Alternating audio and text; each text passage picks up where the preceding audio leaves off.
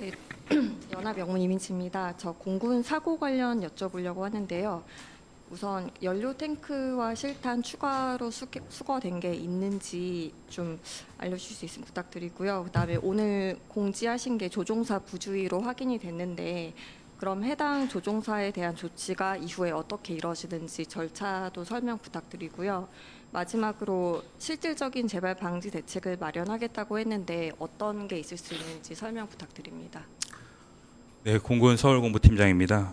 먼저 유실된 탄과 연료 탱크는 아직 탐색 수거 작업을 하고 있습니다. 탄은 총 500발 중에 495발을 수거해서 현재 5발이 남아 있는 상태입니다. 그리고 해당 조종사에 대해서는 문책 수준에 대해서는 안전분야 처분 심의위원회 사고 조사 이후에 회부해서 심의위원회에서 최종 결정을 할 것으로 판단됩니다.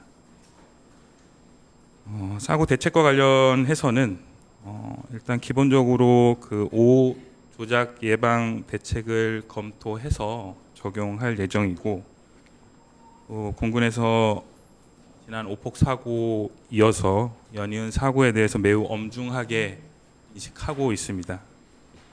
3월 오폭 사고 이후에 인력, 조직, 비행 절차 등 비행과 관련된 모든 시스템을 원점에서부터 재검토하고 또 새롭게 재창조하는 것을 목적으로 비행 운영 혁신 TF를 운영하고 있습니다. 그리고 또 이번 사고를 계기로 비행 안전과 신뢰 회복을 위한 100일의 약속이라는 프로젝트도 내일부터 시행하려고 계획하고 있고, 오늘 9시부터 9시 30분까지 공군 참모총장 주관으로 비행부대 지휘관 회의를 화상으로 실시해서 사고와 관련된 안전, 부대 관리 분들에 대해서 강조하였습니다. 이상입니다. 공군의 추가님이십니다. 차기자님. 예, 저 TV조선 차정승입니다.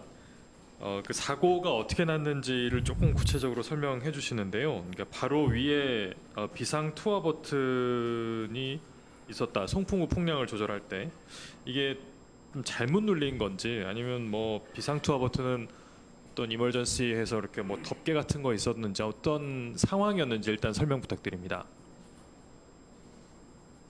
조종사는 투명 바이저 위에 야간 투시경을 착용하고 있었고, 조종석의 히터 송풍이 바이저 사이로 들어와서 시야에 불편을 느낀 후방석 조종사가 임무 집중을 위해서 송풍구의 송풍구를 조절하려다가 송풍구 바로 위에 비상 투하 버튼을 잘못 누른 사고입니다.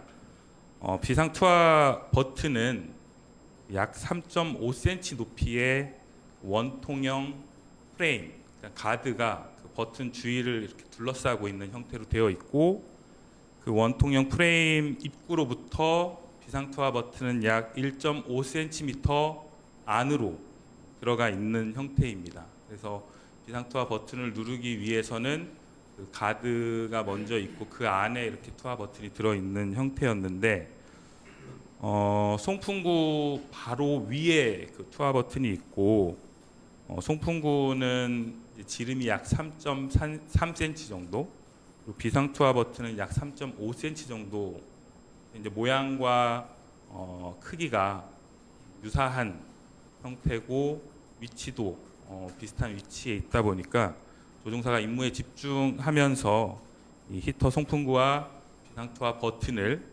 오인해서 부주의하게 비상 투하 버튼을 작동한 것으로 지금까지 파악되었습니다.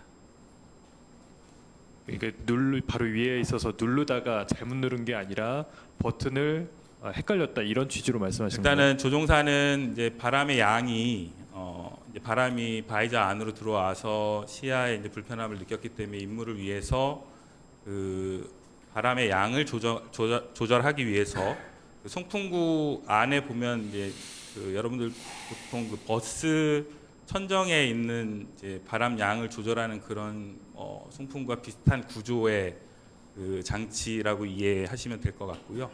거기에 이제 안에 이렇게 왔다 갔다 하는 동그란 커버가 있어서 그걸 누르면 이게 접히면서 바람이 많이 나오는 형태고, 눌러서 이렇게 앞으로 원형 커버를 닫으면 바람이 막히는 그런 구조입니다. 그래서 조종사가 바람의 양을 조절하기 위해서 그 커버를, 송풍구의 커버를 아마 누르려고 했던 걸로 추정이 되고, 그 누르려고 했던 행동을 이제 비상투하 버튼에다가 이렇게 누르게 되면서 사고가 발생한 것으로 일단 조사되었습니다.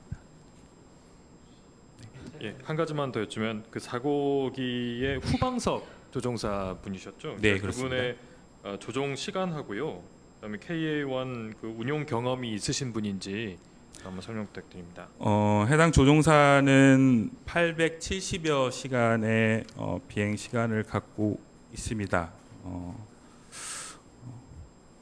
KA1의 조종도 약 700여 시간 이상 비행을 한 것으로 확인하고 있습니다. 네, 박 기자님. 예, 박찬 세계보 기자입니다. 방금 말씀해 주신 모습 보면은 두 가지 버튼이 약간 좀 유사하다고 얘기하셨는데, 그렇다면은 잠재적으로 봤을 때 조종사가 오인을 할 잠재적인 위험은 늘 있었다고 해석이 될 수 있거든요. 왜냐면은 그렇게 비슷한 상황이고 야간 훈련이고 바이저에 야투경을 끼고 있다면은, 야투경을 끼고 있을 경우에는 맨눈으로 보는 것보다 훨씬 시야가 제한된단 말이에요. 아무리 야투경의 성능이 좋다고 해도. 그런 상황에서 훈련 도중이었는데, 그렇다면 늘 잠재적으로 그런 오인해서 사고가 발생할 가능성은 늘 있었다고 보여지거든요.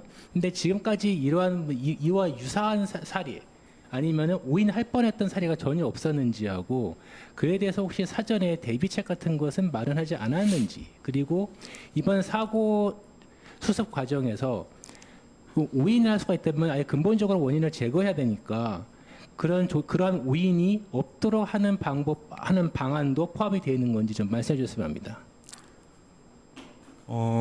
네, 아까 말씀드린 것처럼 추가적으로 오조작 예방 대책을 일단 검토하고 있는 것으로 알고 있습니다. 이 방법을 어떤 방법으로 어떻게 적용할지는 좀 더 검토가 필요한 사안이고요. 지금까지 이런 그 기기적 결함에 의한 비상투하 사고는 과거에 있었던 걸로 알고 있는데, 이렇게 조종사의 오작동에 의한, 오조작에 의한 비상투하 사고는 이번 처음입니다. 그래서 그런 부분들을 좀 예방 대책을 수립해서 적용할 수 있도록 하겠습니다. 네, 김 기자님.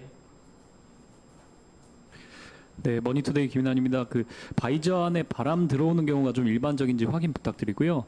기총포도 연료 탱크 실탄 500발 포함하면 무게가 어느 정도고, 이 떨어진 상공 높이는 어느 정도인지 확인 좀 부탁드리겠습니다. 추가로 떨어진 지역 그 위치는 어떤 특징이 있었는지 말씀 좀 부탁드리겠습니다.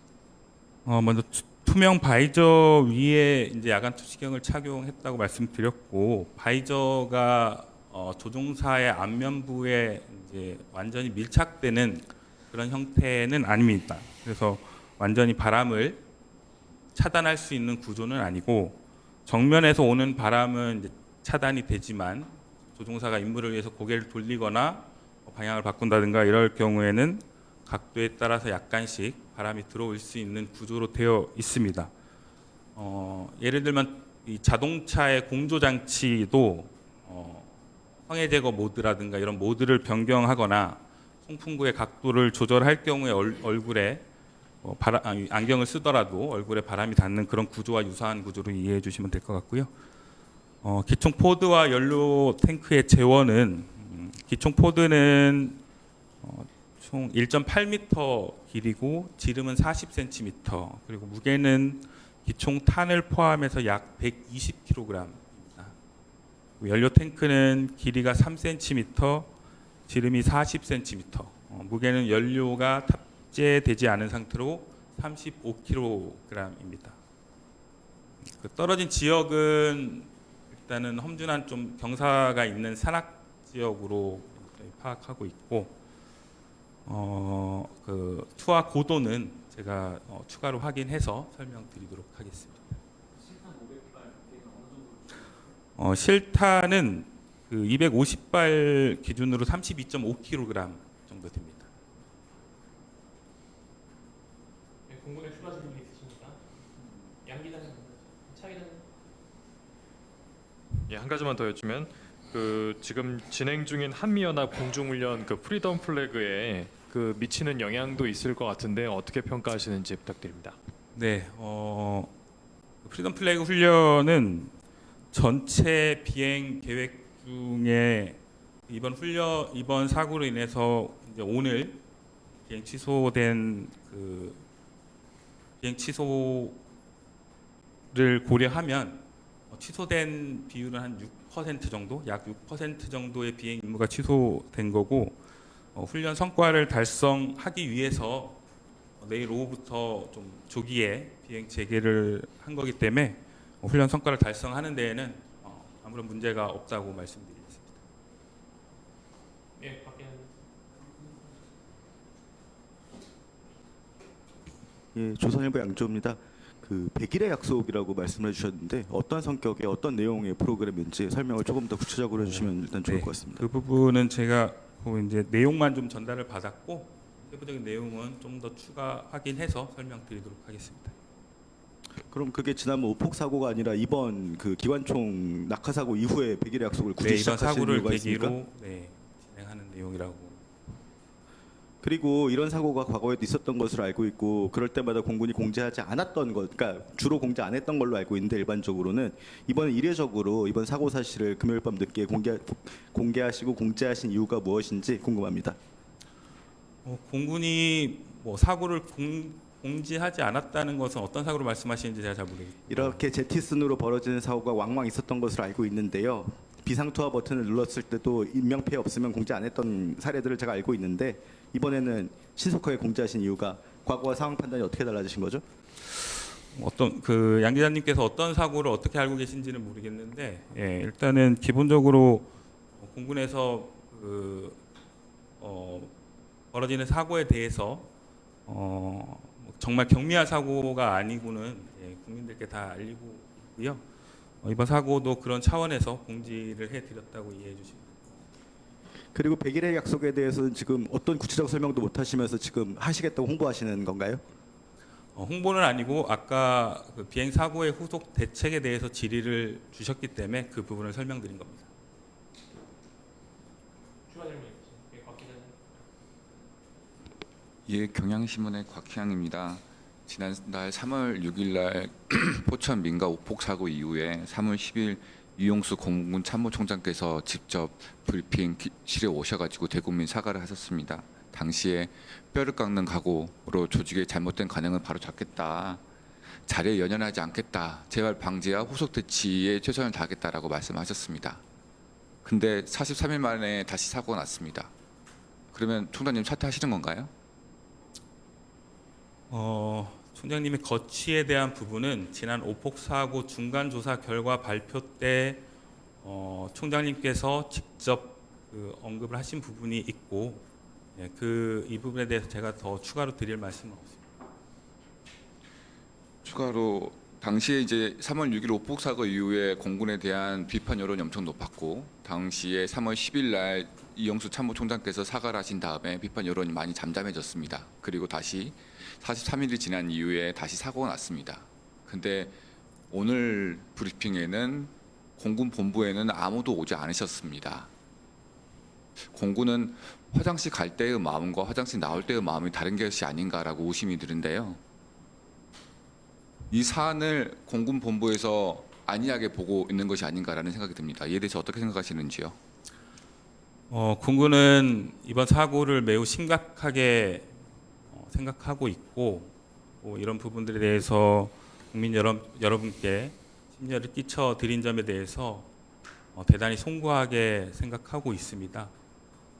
말씀하신 것처럼 사고 내용에 대해서 본부에서 와서 왜 설명을 하지 않느냐라고 이제 말씀하신 부분에 대해서는 나는 어제 주말간에 이제 사고 원인으로 추정되는 보도들이 일부 있었고 기자 여러분들께 좀 더 이 부분을 빠르게 알려드려야 되겠다고 판단을 해서 이제 오늘 오전에 문자 공지를 해드렸고, 그리고 제가 이제 지금 추가적인 설명을 하는 거기 때문에 그런 부분들을 고려해서 이해해 주시면 될 것 같습니다. 3월 6일 사고 당시에 공군의 3월 6일 오폭 사고 당시에 공군에서 나타났던 공군 참모총장께서 인정하셨던 부분은 조종사의 과실뿐만 아니라 그 보고 체계 그리고 대국민 공지까지 총체적인 부실이 있었다는 점을 인정하셨습니다. 그러면 오늘 브리핑에 공군 본부께서 아무도 오지 않으시는 것은 이번 사고에서도 대국민 공지에 문제가 있었다는 점을 보여주는 반증적인 요소가 아닐까 싶은데요. 이에 대해서 어떻게 생각하시는지요? 물론 그 사고에 대한 부분을 누가 어떻게 설명드리느냐는 매우 중요한 부분이라고 저희도 생각하고 있습니다.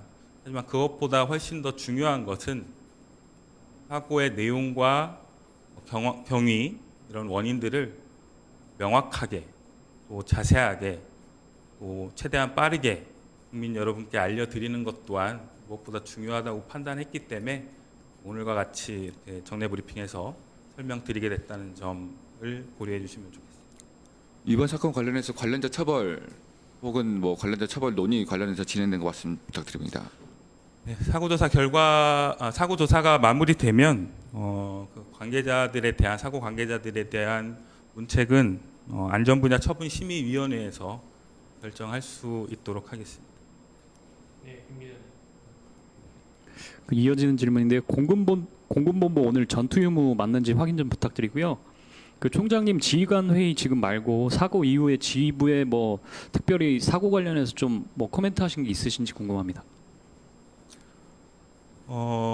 네, 공식적으로 오늘 공군본부는 전투 휴무가 맞습니다. FS 연습 이후에 전투 휴무일이고 사고와 관련된 인원들, 대책과 관련된 인원들은 모두 출근해서 정상적으로 근무하고 있다고 말씀드리고요. 총장님께서 사고와 관련돼서 언급하신 부분은 추가로 있는지 확인해서 설명드릴 수 있는 부분이 있다면 별도로 설명드리겠습니다. 공군에 추가 질문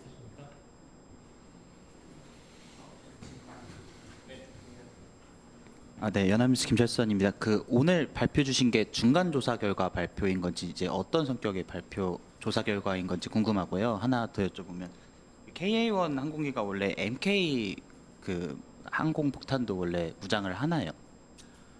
일단 그 사고 원인이 워낙 명확한 사안이라서 오늘 말씀드린 게 사고 원인이라고 이해해 주시면 될 것 같고 기본적으로 KA1은 제가 알고 있는 범위 내에서는 그 기총과 로켓을 무장으로 장착하고 있는 것으로 알고 있는데 그 부분은 뭐 추가로 더 확인되는 것이 있으면 설명드리도록 하겠습니다.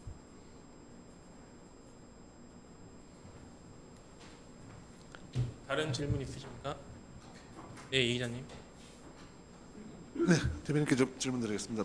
그 오늘 아침 보도에 미국 본토에 있던 B1B가 일본에 배치됐다라는 보도 있었는데 혹시 관련해서 국방부가 혹시 알고 계신 사항이나 아니면 이게 상시 배치인지 아니면 이게 한국에 미치는 영향에 대해서 좀 평가하신 게 있는지 좀 말씀해 주시면 감사하겠습니다. 인도 태평양 사령부에서 홈페이지에 정식적으로 그 전력 이동이나 대해서 좀 정확히 밝힌 내용이 있으니까 그걸 참고하시면 될 것 같고요. 미군 전력과 관련해서 국방부가 별도로 설명드릴 것은 없습니다. 추가로요. 그러니까 B1B 한반도 전개 훈련이 아마 전략자산 전개 훈련으로 여러 차례 홍보도 하셨고 말씀도 하셨는데 그리고 이게 한반도 안보에 미치는 영향이 굉장히 지대한데 이게 가까이 왔다는 것에 대해서 좀 국방부가 달리 평가하실 부분이 있으신지 좀. B1B는 통상 미국의 확장 억제 공약 이행 차원에서 한반도에 오는데 이게 괌에서 오는 것과 물론 일본에서 오는 것은 좀 다를 수 있겠지만 그것에 대해서는 인도 태평양 사령부의 전력의 운영 계획에 따라서 운영되는 것이고 저희는 또 필요한 협조와 협의를 해 나갈 사안입니다. 네. 질문 있으십니까? 네, 장 기자님.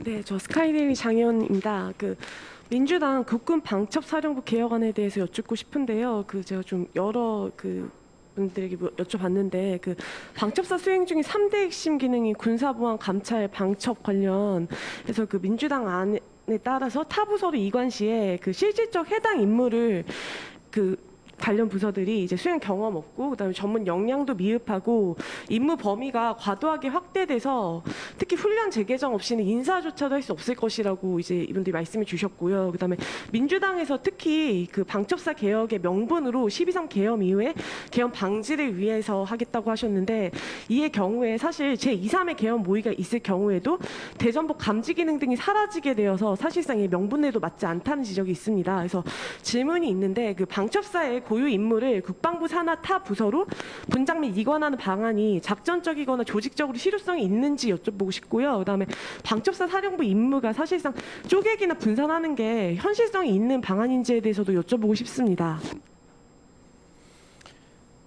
지난주에 질문이 있어서 제가 답변도 드렸는데요. 지금 단계에서 그것에 대해서 구체적으로 지금 답변 드릴 사안은 아닌 것 같습니다. 뭐 아직 정책적으로 국방부가 결정하거나 어떤 계획이 이행되는 게 아니기 때문에 어떤 그 뭐 정당의 정책적인 검토인 것으로 알고 있고 국방부가 답변 드릴 내용은 없습니다. 추가 질문 있으십니까? 질문 없으면 브리핑 마치겠습니다.